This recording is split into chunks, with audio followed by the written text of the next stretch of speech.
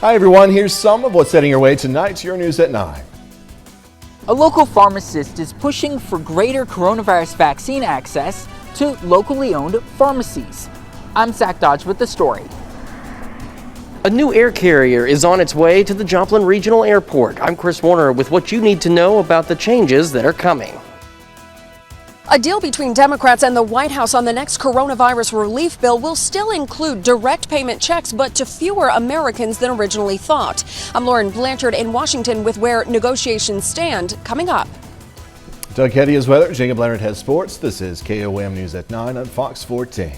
The 4 states' most watched news starts now. Thank you for joining us tonight. I'm Jordan Aubie. The Kansas State Highway Patrol today responded to a call to help investigate a suspicious device near the Pitt State campus. PSU police discovered the device around the 1500 block of Joplin Street near the campus. Authorities left the scene with the device a little after 7 this evening. Authorities are not releasing any more information at this time. The Parsons, Kansas Police Department today arrested a man for allegedly shooting a dog. Police say they have video that shows the man shooting the dog, even though the dog did not make any threatening moves towards the man. When officers found the dog, it was still alive but in shock, so it was rushed to the Parsons Animal Hospital for care. The suspect has not yet been officially charged.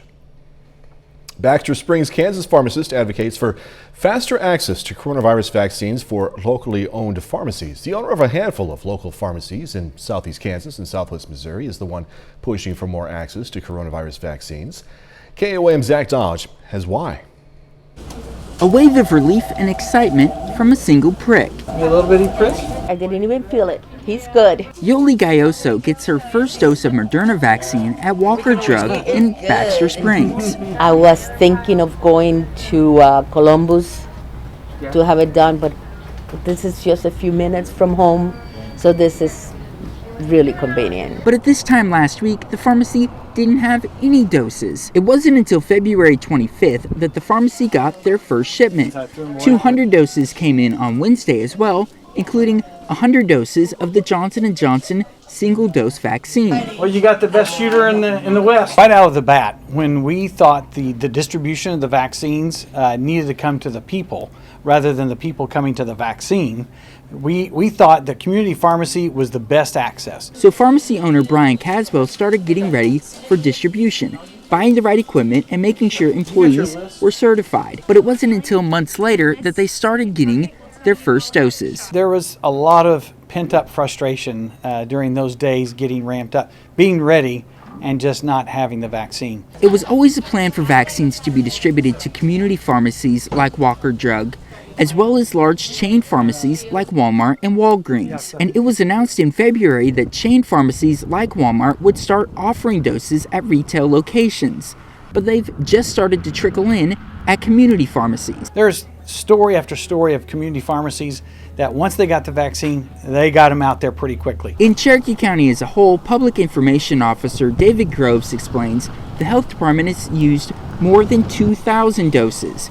And if the local pharmacies had started getting them at the same time, their numbers could be even higher. They know the people in our community. They have relationships with them. There's really no need at all for them not to be able to administer the vaccine. Now that we got them in, we're rolling them out. We're glad to have that opportunity. We would like to appeal to the state and to the feds to say, you know, if we can get more, we can get more people in and out the door. In Cherokee County, Zach Dodge, KOAM News. Caswell is also the president of the National Community Pharmacy Association. He says that since many pharmacies in Kansas are just getting doses, they're having a hard time filling appointments in the current phase. They may start pushing the state to move to phase 3, so no doses go to waste. Some officials are rolling back those COVID-19 restrictions despite warnings from public health officials. This coming as vaccinations ramp up across the country. Fox News correspondent Jonathan Seary has more. Some states are beginning to ease COVID-19 restrictions as vaccinations ramp up. Yesterday, Texas Governor Greg Abbott announced he's lifting the state's mask mandate. He'll also allow businesses to open at full capacity beginning next week. Mississippi is ending mask mandates for all counties and lifting restrictions on businesses starting today. Our case numbers have fallen to the point where no county currently meets the original criteria that we put in place for a mask mandate. But the decision is facing criticism from public health officials and some lawmakers who remain concerned about the spread of COVID-19 variants.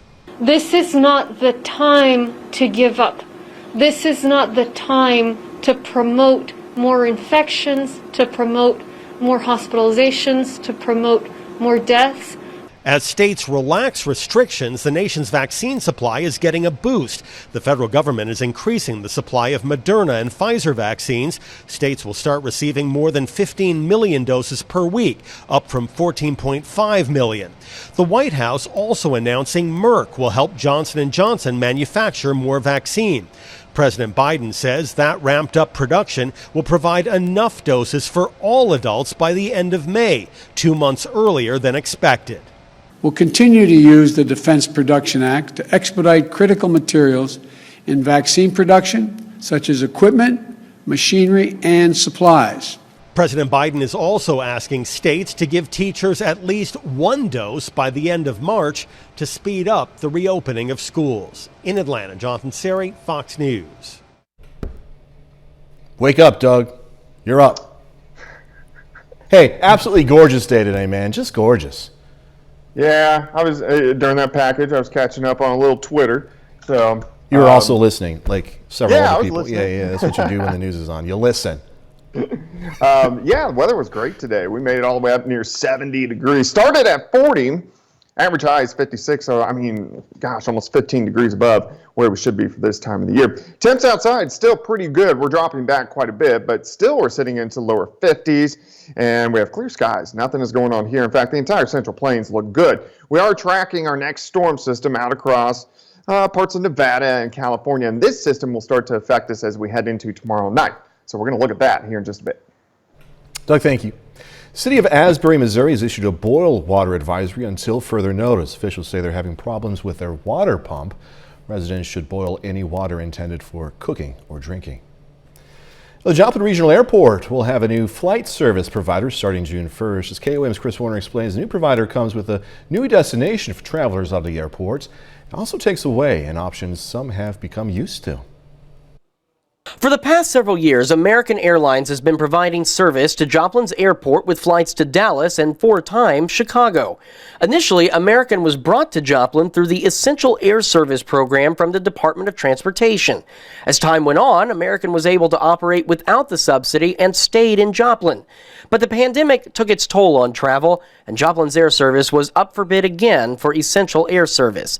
This time, it was picked up by SkyWest. SkyWest is one of the biggest carriers, the largest regional carrier in the United States, and they fly for a number of different, they fly for American, they fly for Delta, they fly for United, but primarily they fly for United Airlines. The change means the Chicago flights will return to the normal schedule, and Denver will be added as a second hub. We knew the Chicago market was going to be a strong market, but we also didn't recognize how strong Denver was going to be out of that. So as part of this process, that was a huge part of the evaluation as we went through. However, that means the Dallas flights will no longer be offered at the airport. We spoke with travelers at the airport. Some said it won't have an impact on them. However, Kay Winrick frequently flies out of Joplin to Dallas. I always hate to see something go because we're used to it, but if something new comes in and it works out fine, then I'm fine with it. We also contacted several local travel agencies. One told us they feel the change will be good as it helps with eastern markets through Chicago and opens up markets in the west through Denver. Another agency we spoke with said they're optimistic about opening the western markets, but know that not having a direct southern route will be inconvenient to their customers. In Joplin, Chris Warner, KOAM News. Some viewers expressed concerns over their miles they've earned with American. Stockholm tells us, unfortunately, those miles are an asset to the specific airline and cannot be transferred. However, you can transfer your membership status and level from American to United. Stockholm says they'll hope to have more information on the SkyWest flights in the coming weeks. Negotiations continue on Capitol Hill between lawmakers and the White House on the 6th coronavirus relief bill. President Biden plans to make good on his promise to provide more direct payments, but there's a catch. Fox News correspondent Lauren Blanchard is over in D.C. now with more. A deal between the White House, moderate Democrats, and progressives on the next coronavirus relief bill is inching closer. He is comfortable with where the negotiations stand. President Biden has promised $1,400 in additional stimulus checks, but under the newest agreement, fewer households will get that amount. Now only individuals earning $80,000 and couples earning $160,000 or less will qualify. He has been firm on the importance of the $1,400 checks going out to Americans. Moderate Democrats wanted targeted money. They also wanted less in per-week unemployment payments. The president, though, says he will not budge from $400 weekly emergency unemployment benefits. The Senate bill will also likely remove the $15 minimum wage hike. This package that Nancy Pelosi's put forward, it's basically a liberal wish list disguised as a COVID-19 relief package. So far, no Republicans have signaled they will vote in favor of the $1.9 trillion bill. But if Democrats can keep their entire caucus together, they'll be able to pass it without Republican votes. This bill is not a liberal wish list. This is an American wish list. Once the Senate officially takes up the bill, Republicans have promised to offer amendments, promising late nights for Congress. It is a wildly out of proportion response to where the country is at the moment. The vaccines are going out, the economies are opening up. I think there are going to be a lot of amendments. Leader Schumer says he wants the Senate to vote on the bill this week in order to get it to the president's desk before March 14th, which is when some emergency benefits expire. In Washington, Lauren Blanchard, Fox News. KOAM News at 9 on Fox 14 takes this time now to honor one of our four state heroes. Leroy Gribble served in the U.S. Army from 1962 to 1968. Native of Liberal, Missouri, Gribble spent time in Vietnam, and we are proud to thank and salute Sergeant Leroy Gribble. He's tonight's four-state hero. Doug is next with a complete look at the forecast. A bit later in sports, the Missouri Southern men hosting Central Oklahoma in the first round of the MIAA tournament. Going to have highlights and post-game reaction in sports.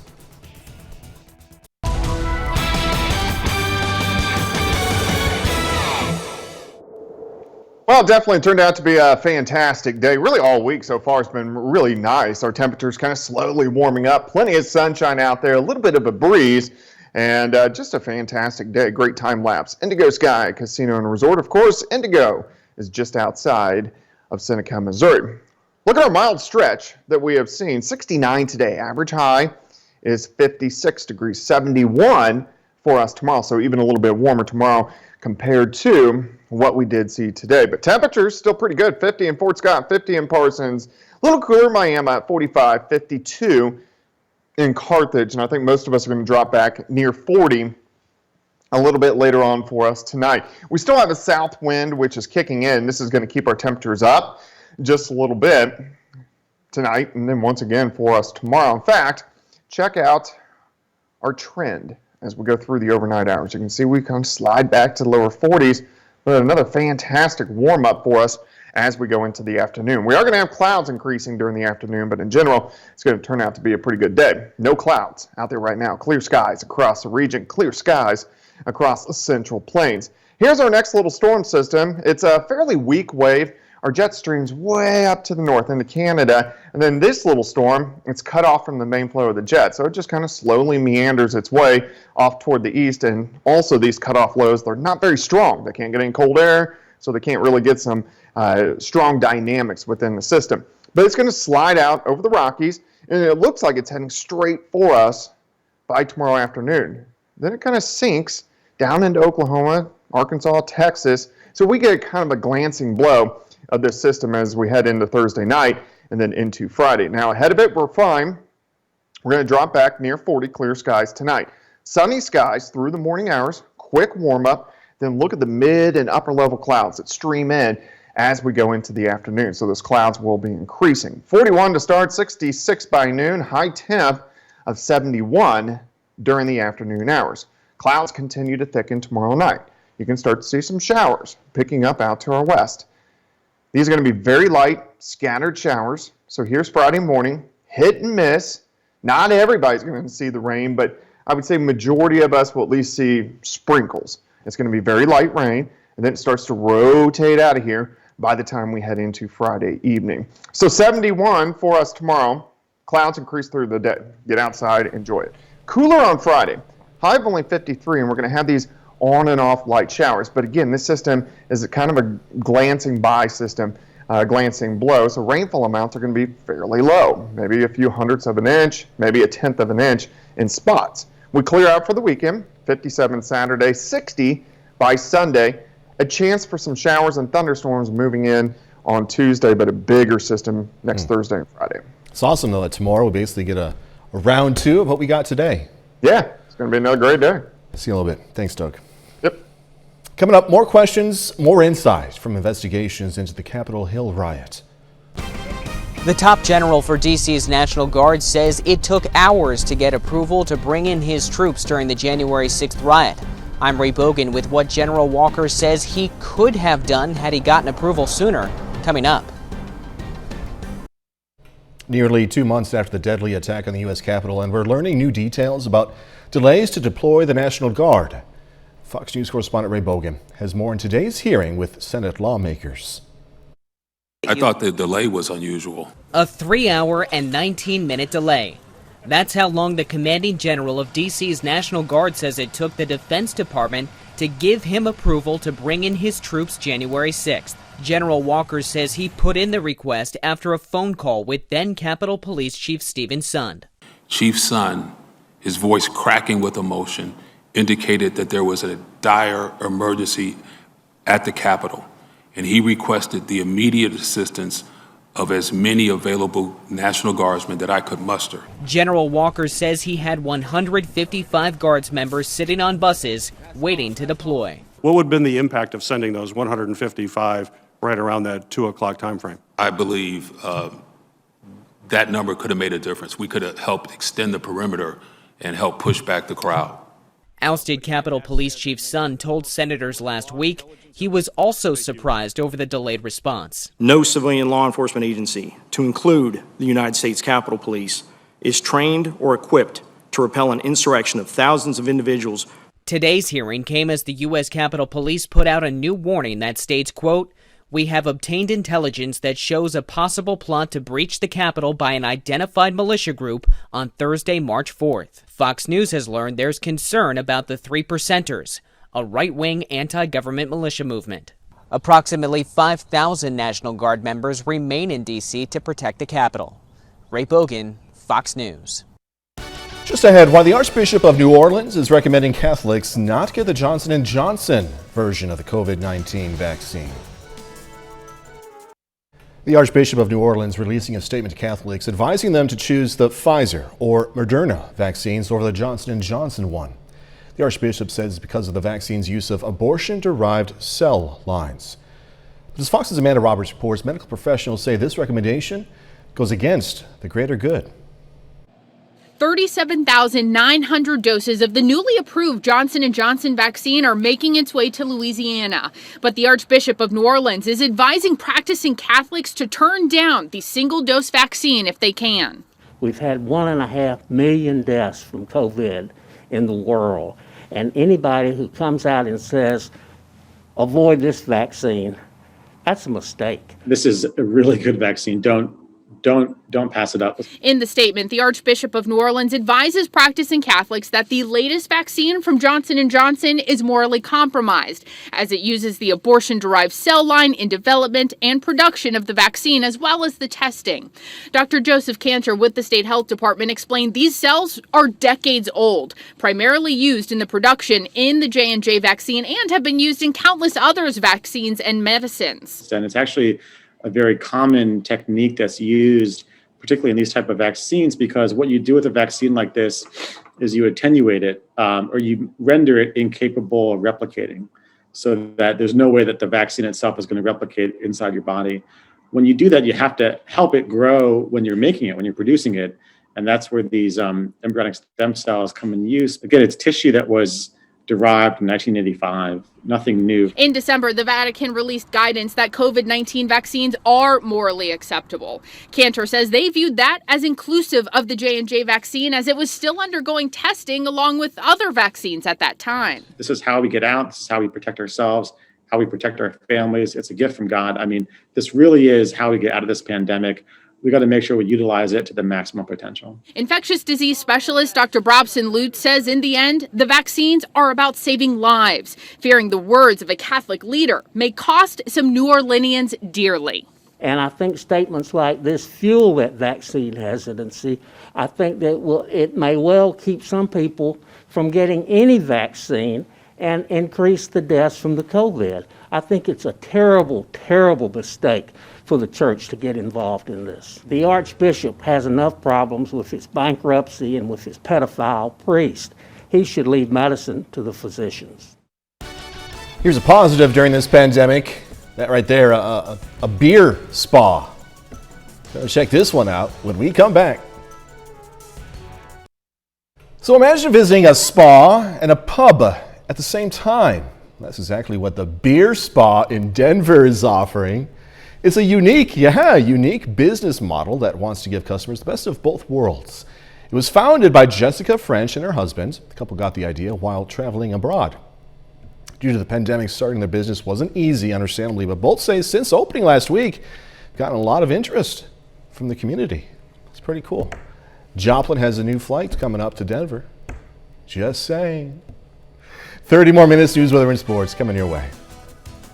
More than 50 stolen guns have been recovered in Miami, Oklahoma. And Miami's chief of police says teamwork with other local law enforcement agencies is a big reason why. Details are coming up. Well, it's going to check out the 3rd annual Engineering Day, hosted at Crowder College. Ottawa County, Oklahoma is safer thanks to the work of the Miami Police Department, as well as officers with the Quapaw Nation and Bureau of Indian Affairs. KOAM's Mike Mahoney spoke with Miami's chief of police to learn more. Barbara Hayworth is a Miami, Oklahoma grandmother who's applauding city police and their partners after they successfully recovered more than 50 stolen guns. Well, I think it's good. It kind of eases your mind about it, and that they are out there and they're protecting us. Miami Police Chief Thomas Anderson says detectives with his department and partnering agencies were able to locate many of the guns stolen from Don Hume Leather Goods at a Miami residence, thanks to good old-fashioned police work. Miami PD officers, along with an officer from BIA, another one from the Quapaw Nation tribal marshals, all went out, started beating the streets and doing what they do best. This case is off to a solid start, but the chief says it's far from closed. We are still waiting for an inventory from the business. They estimated just at 100, probably, maybe a little over 100 guns that were stolen. The chief also says arrests are forthcoming, and he's hoping the remaining guns can be located as the investigation wraps up. Until then, he is tipping his cap to the officers who have located the firearms, and applauding all agencies involved for their cooperation and teamwork. We have just such a great relationship now with the county sheriff's office, with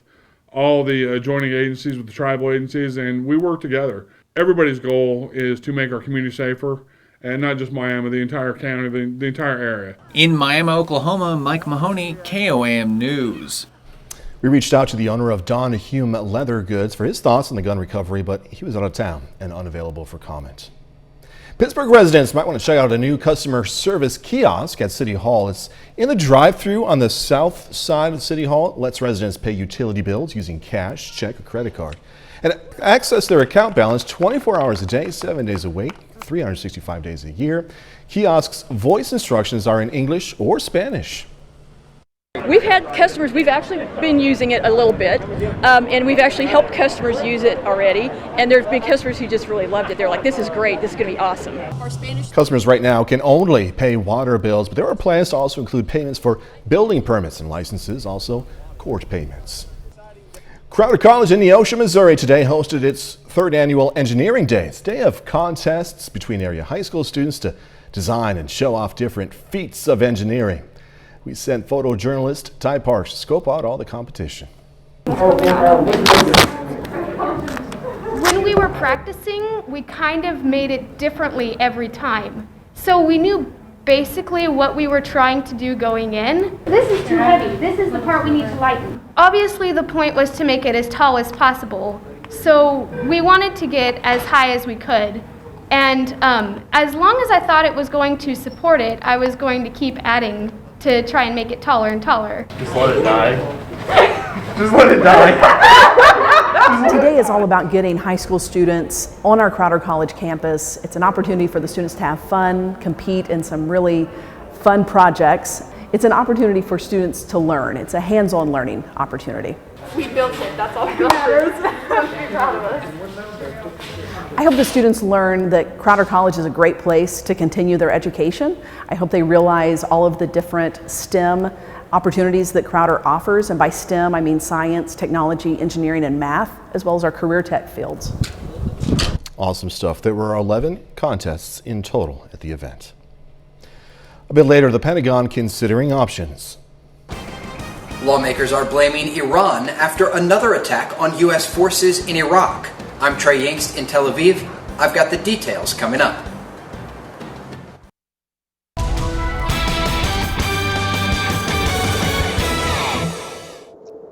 Well, it definitely turned out to be a fantastic day for us today. Temperatures really good, upper 60s to near 70 in most locations, and plenty of sunshine. And I think we'll see at least a decent amount of sunshine to start the day during the daytime hours for us tomorrow. Great time lapse, Indigo Sky Casino and Resort just outside of Seneca, Missouri. Looks great.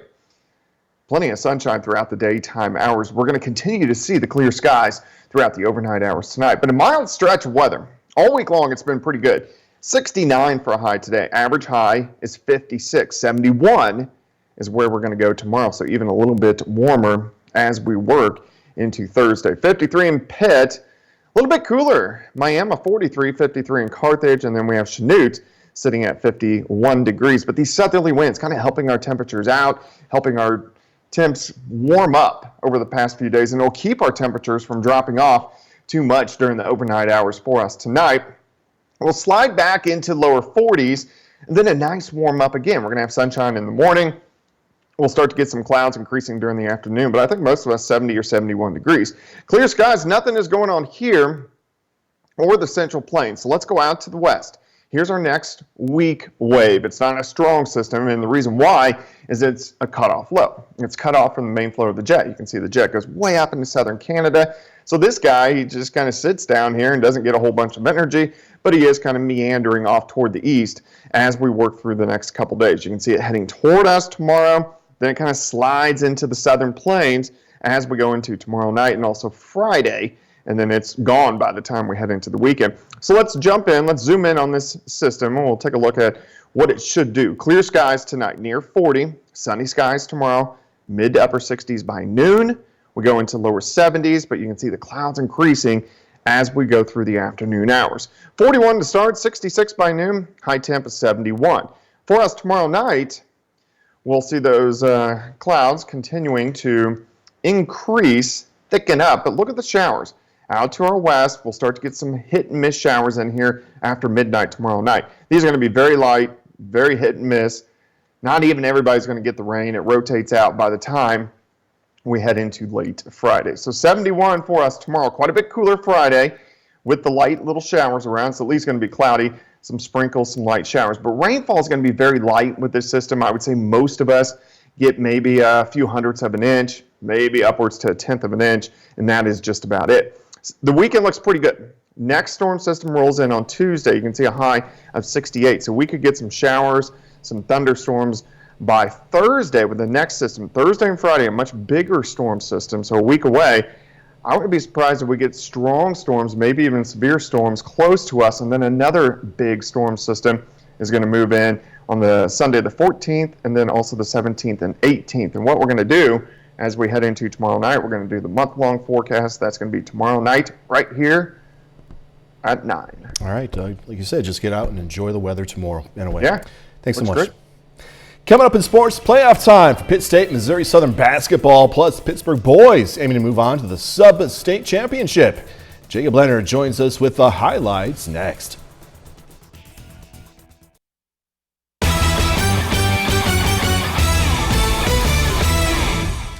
Well, the regular season is over, and it's postseason time for Pitt State and Missouri Southern basketball. On the men's side, Missouri Southern is the number 4 seed in the MIAA tournament bracket. Now, the Lions get to host in round 1, facing Central Oklahoma. These two split their 2 meetings in the regular season. Early on, Shamar Smith getting up for the big one-handed jam. Other end, Cam Martin will respond. Corner 3 right in front of the camera. Later, check this out. Winston Desasau, R.J. Smith getting up, one-handed jam of his own. Second half, this thing was just a dunk fest. Martin's turn. Two-hander there for the big man. Martin gets 31 tonight. The offense was on for the Lions, but they just couldn't get a stop. Cam Givens makes a 3. Central Oklahoma, they dropped 109 tonight. They get by Southern 109-101. We were playing catch-up the whole game, and the talented team, you can't come out and let teams get you down like that at the beginning of the game, especially when it's tournament time. Just no energy. It's just strange, honestly. Your life's on the line. You're trying to continue to play another day, and they just were hungrier and more aggressive than us. On the women's side, Pitt State, tough one to open the tournament on the road against 14th ranked Nebraska Kearney. The Gorillas fall in this one 66-50. Maya Williams leads the way with 13 points and 6 boards. Pitt State finishes the season with a 14-9 overall record. Missouri Southern women also on the road in round 1, facing top-seeded Fort Hays State. Lions drop it 71-44. Southern ends the year with a 9-14 overall record. The Pittsburgh boys also kick off the postseason tonight. The Purple Dragons are the number 1 seed in their sub-state bracket after going 12-6 in the regular season. Pittsburgh hosts Blue Valley Southwest this evening. The winner moves on to the sub-state championship. Look at the no-look pass here. Javon Grant, Jackson Turnbull. Then Grant taking it himself. He gets 32 points tonight. Pittsburgh leads the game going to the second. Now Timberwolves, they get going in the second. Cooper Schwieger gets it back, puts it down. Dragons down 3 at halftime. Now they were down 12 midway through the third, but then the comeback begins. L.J. Butcher, big 3. Pittsburgh cuts it back to a 2-point game going to the fourth. Now in the fourth, Hayden McCoy, smooth pull-up jumper here. Big game for McCoy. He gets 21. Still down 2 in the fourth. Mason English, just clutch, man. Pittsburgh back in front midway through the fourth quarter. Now, under 1 minute to go, Dragons up 1. A lot of big plays tonight. I think this one, man, the biggest of the night. Jackson Turnbull putting his body on the line, takes a charge. Dragons take possession. Pittsburgh, big comeback. They're moving on 69-66.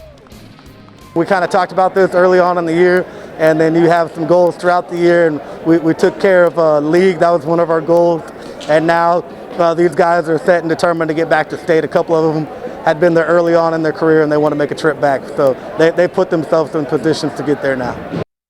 The McCallie girls are district champions and are in the Class 1 state bracket. And McCallie gets to play at home in the sectional round, hosting Montrose this evening. The winner of this one moves on to Class 1 state quarterfinals. That's going to be McCallie. Big. Warriors win 70-45. Kennedy Dury scores a game-high 31 points. Joplin boys head coach Jeff Hafer resigns after 7 years leading the program. The school made the announcement earlier this evening. Hafer led the team to 2 district titles.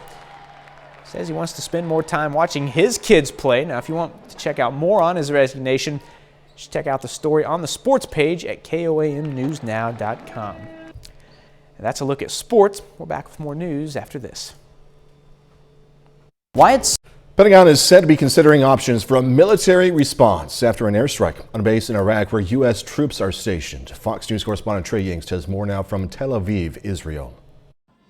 It's the latest attack in a growing back-and-forth confrontation with Iran. Al-Assad Air Base in Iraq, where U.S. troops are stationed, hit on Wednesday morning with at least 10 rockets, possibly more. No U.S. service members were injured, but an American defense contractor had a heart attack while sheltering. He later died.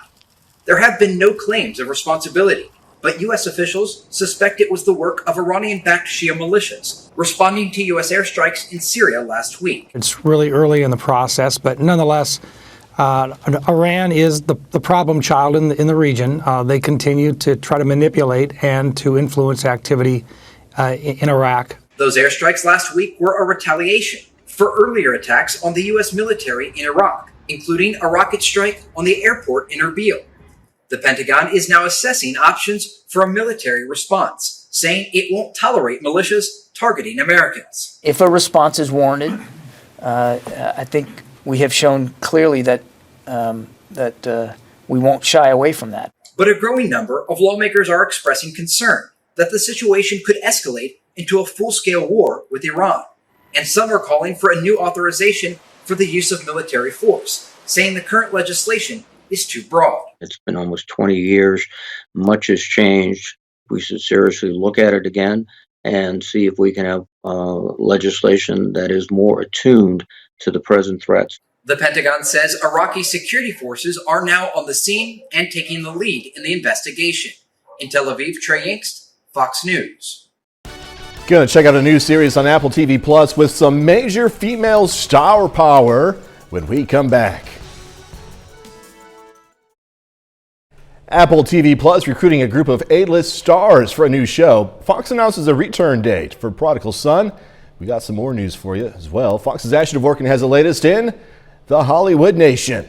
You have no idea what I've been doing to keep this family safe. A murderous family plans a return, Fanning heads to the White House, and celebs roar in the Hollywood Nation.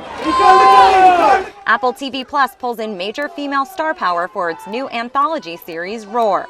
Nicole Kidman, Cynthia Erivo, Allison Brie, and Merritt Weaver will star in the 8 half-hour episode show of darkly comic feminist fables. Kidman will also serve as executive producer. Speaking of anthology series, Dakota Fanning has joined the cast of Showtime's upcoming TV series, The First Lady, according to Variety. She will appear in 6 episodes as Susan Ford, the daughter of Betty Ford and former President Gerald Ford. Michelle Pfeiffer and Aaron Eckhart have been cast to play her famous parents. The show will follow the history of the American presidency, told from the perspective of the women at the heart of the White House. I can help. Get Willie out of here now. And the winter finale of Prodigal Son aired Tuesday night, but the hit serial killer drama won't be off the air for too long. Fox announced the series will return for the second half of season 2 on April 13th. Which will include Catherine Zeta-Jones in her recurring role as Dr. Vivian Capshaw. The first season of the show is available to stream now on HBO Max. Really? Seriously? In Hollywood, Ashley Dvorkin, Fox News. One step. That's our time for tonight. Thanks so much for joining us. Going to leave you with some awesome video of penguins touring the set of Friends. It's set up over in a museum in Chicago, actually. Pretty cool how they did that. Do this all again tomorrow. Be safe. See you then.